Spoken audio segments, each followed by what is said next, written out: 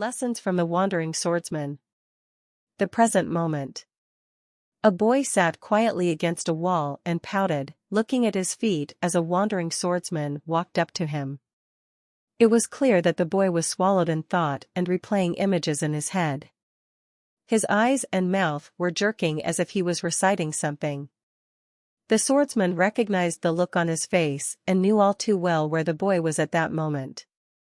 Not happy with what had happened, he was replaying the moment out in his head the way it should have gone. Since the fact was that the moment had passed, it was impossible to rewrite what had already happened. The swordsman stepped closer to the boy and broke his concentration. Tears of embarrassment welled up in the corners of his eyes looking up at the beast of a man in front of him, as if he'd just been caught misbehaving. The swordsman knelt down and looked him in the eye saying, "The past is unreachable, the future does not exist. All that you will ever have is the present moment." The boy wiped his eyes and looked back at the swordsman who seemed so calm and composed. He felt the peaceful energy as if they were in a bubble, frozen in time as he sat forward. "Focus on your breath, here and now," continued the swordsman. "The present is the only thing that is real. And the only thing," he narrowed his gaze at the boy, "that you can control."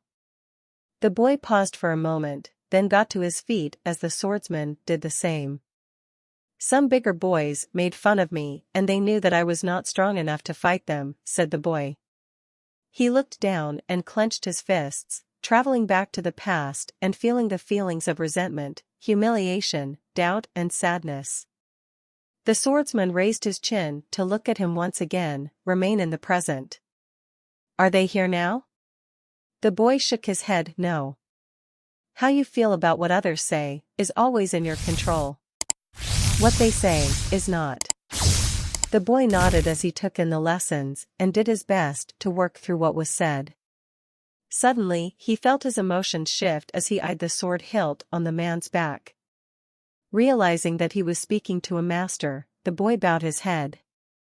"Thank you for your instruction, kind sir," said the boy.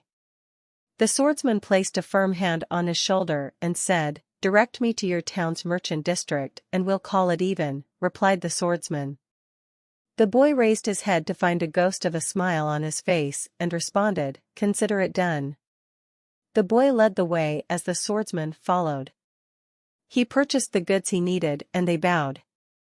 The boy took a deep breath and thanked him for his kind words and instruction. The swordsman then made his way to the other edge of the village and continued on his journey heading east.